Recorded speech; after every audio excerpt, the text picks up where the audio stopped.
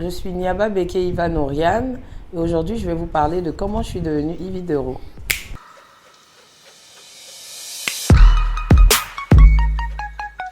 Eh bien, Yvi Dero, c'est quelqu'un de comique à la base. J'aime beaucoup faire rigoler mon entourage, mes amis. Je tiens ça de mon père qui était très taquin.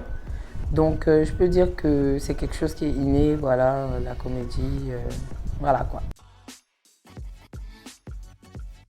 Yvi Dero, c'est Ivana. Mon prénom, c'est Ivan, Ivana, pour les intimes. Et Ro, c'est Romane, le prénom de ma fille, donc Yvi de Romane. Ma fille, c'est ma grâce. C'est elle qui a déclenché toutes mes bénédictions.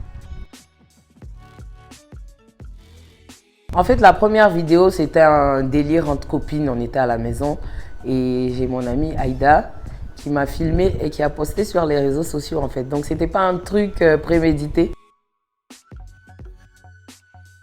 La première vidéo, je ne sais même plus si je l'ai encore, mais elle parlait des filles qui ne prennent pas soin d'elles avec les odeurs corporelles, en fait. C'était un truc comme ça.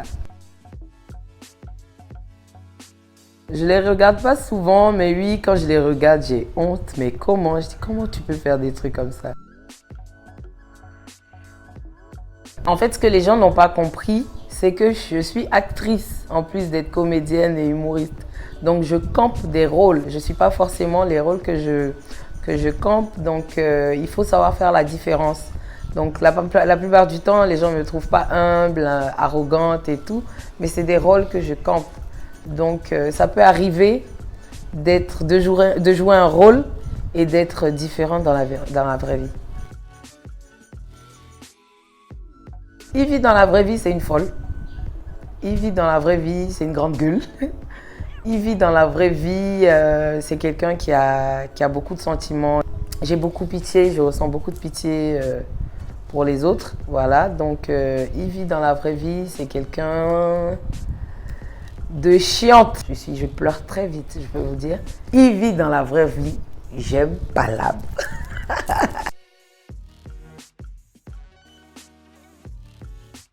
En fait, l'Africain, on a eu cette éducation de cacher le mal, de cacher le raté, de cacher ce qui n'a pas marché et de montrer aux yeux du monde ce qui a marché. Et moi, je suis ce genre de personnes qui se disent il faut utiliser les erreurs passées pour avoir un meilleur avenir.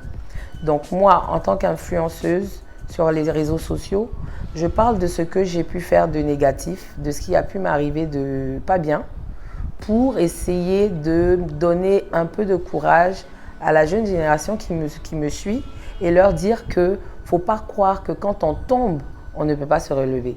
Il faut tomber, se relever et continuer à marcher. On finit jamais de tomber, mais le plus important, c'est de pouvoir se relever et continuer à marcher. Oui, on peut dire ça, mais pas vraiment féministe, hein. Je ne suis pas féministe pure et dure, comme on le dirait. Je suis plutôt féministe soul, voilà, je suis plutôt, voilà. Donc, dans mes vidéos, j'essaie de décrier les faits de société tout en étant partiale, voilà.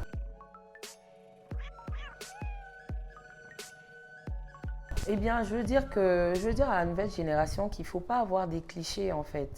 Parce qu'en réalité, ça n'existe forcément pas. C'est vrai qu'il y a peut-être des femmes qui ont besoin de sous, qui sont toujours en train de tendre la main, mais il y a des femmes aussi qui se battent, qui en donnent même à leur conjoint. Donc, il faut pouvoir faire la part des choses. Eh bien, moi, je dis encore, je n'ai pas encore réussi parce que je n'ai pas encore atteint tous mes objectifs, mais je peux dire que je suis sur le chemin de la réussite. Et moi, je n'ai pas de mal à dire que voilà, aujourd'hui, je me sens mieux qu'avant. Parce que quand je regarde dans le rétroviseur et je revois où j'ai pu dormir, je revois qu'à un moment donné, je n'avais pas certaines choses et qu'aujourd'hui, je peux les avoir en claquant des doigts. Moi, je suis fière d'en parler en fait. Je suis fière de dire, de montrer aux jeunes qu'on peut y arriver. À quoi ça sert de cacher, de ne pas assumer ce qu'on est devenu aujourd'hui? Franchement, quoi, je ne sais pas. Donc, comment vous voulez éduquer vos petits frères, vos petites sœurs? Voilà, faut montrer ce qui s'est passé de négatif et montrer aujourd'hui ce qui s'est passé qui est positif. Eh bien, on se fait la bise, J'ai vécu une expérience pas très cool avec une grande comédienne ivoirienne vivant à l'étranger qui m'a limite bêché devant pas mal de gens lors d'un tournage. Et je voulais lui faire la bise et elle n'a pas voulu. Pourtant moi j'étais tellement contente de la voir et ça m'a vraiment vexée.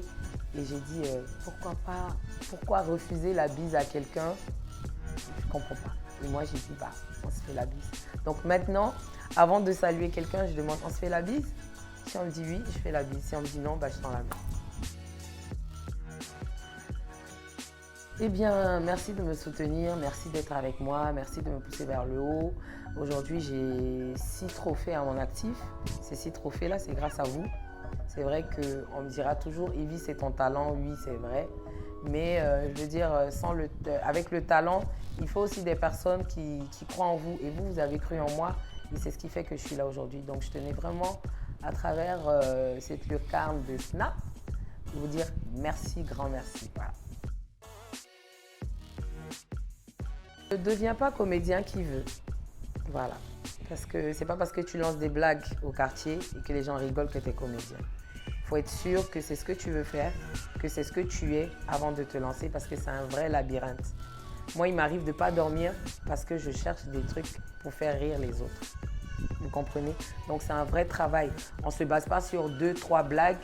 C'est un vrai travail. J'adore ça.